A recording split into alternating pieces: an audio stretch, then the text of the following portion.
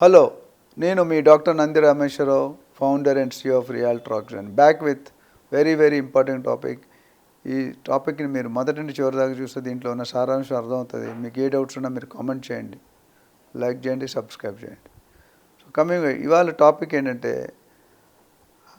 Telangana real ఎస్టేట్లో కానీ ఇండియాలో రియల్ ఎస్టేట్లో కానీ mind set of the customer, అంటే పర్చేజర్, బయ్యర్, ఇన్వెస్టర్ కొద్దిగా మారుతూ ఉందనే చెప్పాలి. దీనికి ఒక నిదర్శనం, ఒక ఎగ్జాంపుల్ ఇస్తాను. జనవరి 2024లో ఎంటైర్ మంత్లో 5,454 ట్రాన్సాక్షన్ జరిగాయి. దాంట్లో 38,000 crores గవర్నమెంట్ రెవెన్యూ వచ్చింది. అదే జనవరి 2025లో చూసుకుంటే కనుక సేమ్ మంత్లో ఒక 10 ట్రాన్సాక్షన్ తగ్గాయి, కానీ టర్న్ ఓవర్ మాత్రం, అంటే రెవెన్యూ మాత్రం టు ది గవర్నమెంట్ 45,000 crores, అంటే 38,000 crores అండి, 45, there is 7,000 crores plus income in 1 month I'm talking. అంటే ఓవరాల్ ఇయర్కి ఎంత ఉంటుందో చూసుకోండి. సో ఇది ఎందుకు చెప్తున్నానంటే, మరి మీరు అనుకోవచ్చు ట్రాన్సాక్షన్ నెంబర్ ఆఫ్ అనేది అంచుమించు సేమ్ ఉన్నాయి, వాల్యూ ఎందుకు పెరిగింది? ఎంత మందగుడిగా ఉన్నా, ఎంత స్లో డౌన్గా ఉన్నా రియల్ ఎస్టేట్ ఎప్పుడు ఆగదండి. అది ప్రవహించే ఏమంటారు, నది కంటిన్యూగా ఫ్లో అవుతుంది, అట్లా ఫ్లో అవుతుంటుంది. సో కొద్ది అప్స్ అండ్ డౌన్స్ 10, 20, 30, 40, 50% దాకా తగ్గుతుంది, మళ్ళీ పెరుగుతుంది. బట్ ఇప్పుడు లాస్ట్ 1.5 yearలో మీరు చూసుకుంటే కనుక ఇంతవరకు రియల్ ఎస్టేట్ రేట్ ఏ బిల్డరు తగ్గలేదు, అట్లానే ఏ బిల్డరు రేట్లు కూడా పెంచలేదు. సో ఇప్పుడు కొనుక్కునే ఇన్వెస్టర్స్కి, బయ్యర్స్కి మంచి అవకాసం, మీకు 1.5 year ఓల్డ్ ప్రైస్ దొరుకుతుంది. రానున్న 1-2 నెలల్లో రేట్లు పెరిగే అవకాశాలు చాలా పుష్కలంగా కనిపిస్తున్నాయి.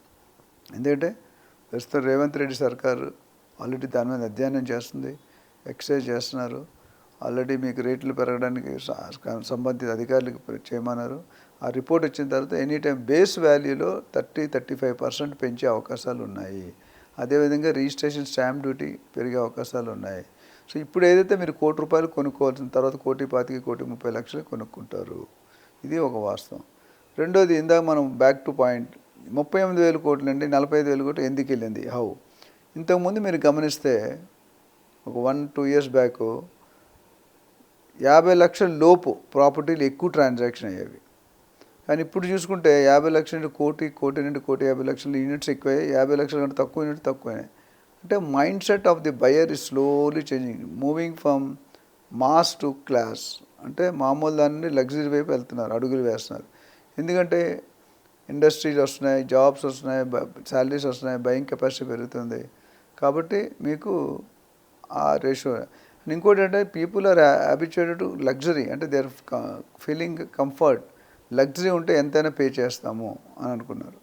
సో ఇక్కడ ఏమవుతుందంటే, మన పూర్వకాలం ఒక 30-40 years బ్యాక్ వెళ్ళిపోతే రైల్వే స్టేషన్ తీసుకోండి, ట్రైన్లో general class, second class sleeper, third AC, second AC, first AC, coupe ఇలా ఉండేది. సో ఫస్ట్ ఎప్పుడు కూపే ఫుల్ అయిపోయింది, దాని తర్వాత ఫస్ట్ ఏసీ, సెకండ్ ఏసీ అలా వచ్చింది. ఇప్పుడు లేటెస్ట్ చూసుకుంటే, అంతకుముందు ఫస్ట్ సెకండ్ క్లాస్ ఫుల్ అయ్యేది, తర్వాత third AC, second AC, first. ఇప్పుడు రివర్స్ అయిందండి. ఫస్ట్ హయ్యర్ సెగ్మెంట్స్ ఫుల్ అయ్యి లోయర్ సెగ్మెంట్ తగ్గిపోయింది. అంటే ఏమవుతుందంటే లోయర్ ఎల్ఐజీ నుండి హెచ్ఐజీకి షిఫ్ట్ అవుతున్నారు. ఇక్కడ కూడా ఏమవుతుందంటే buyers mindset, they are more preferring for the gated communities either of villas or high rise towers. High rise towers advantages ఉన్నాయి, డిసడ్వాంటేజ్. మీరు ఒక ఇండిపెండెంట్ హౌస్లో ఉన్నారనుకోండి, మీరు ఓన్గా swimming pool, gym, club house పెట్టుకోలేరు. ఏది కావాలన్నా మీరు బయటకు వెళ్ళాలి. At the same time high రైజ్లో గేటెడ్ కమ్యూనిటీలు ఇవన్నీ కూడా బిల్డర్ ఈజ్ ప్రొవైడింగ్.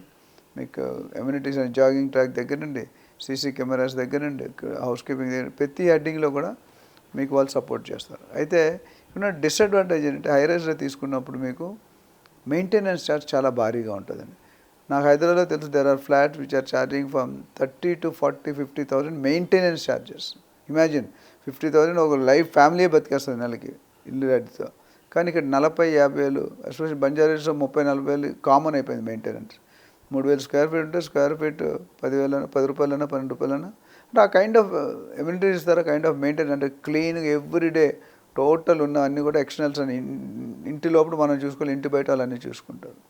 సో ఈ మైండ్ సెట్ మారినందువల్ల ఇది స్లోగా మనం వెస్టర్న్ కల్చర్కి వెళ్తామండి. హై రైజ్ అనేది ఏంటంటే బర్డెన్ చాలామంది పొల్యూషన్ క్రియేట్ తక్కువ ఏరియాలో, అంటే 2 ఎకరాల్లో మీరు 50, 60, 70, 80, 100 అంతస్తులు వేసుకోవచ్చు. హైదరాబాద్లో, తెలంగాణలో ఏంటంటే ఎఫ్ఎస్ఐ అనే దానికి ఒక లిమిట్ లేదు. అన్లిమిటెడ్ అంటే మీరు బెంగళూరుకి వెళ్ళినా, చెన్నైకి వెళ్ళినా, ఢిల్లీకి వెళ్ళినా, ముంబైకి వెళ్ళినా ఒక లిమిట్ ఉంటుంది. 30, 40 కంటే ఎక్కువ ఇంత 1:2 కానీ, లేకపోతే 2.5 కానీ, 3 కానీ.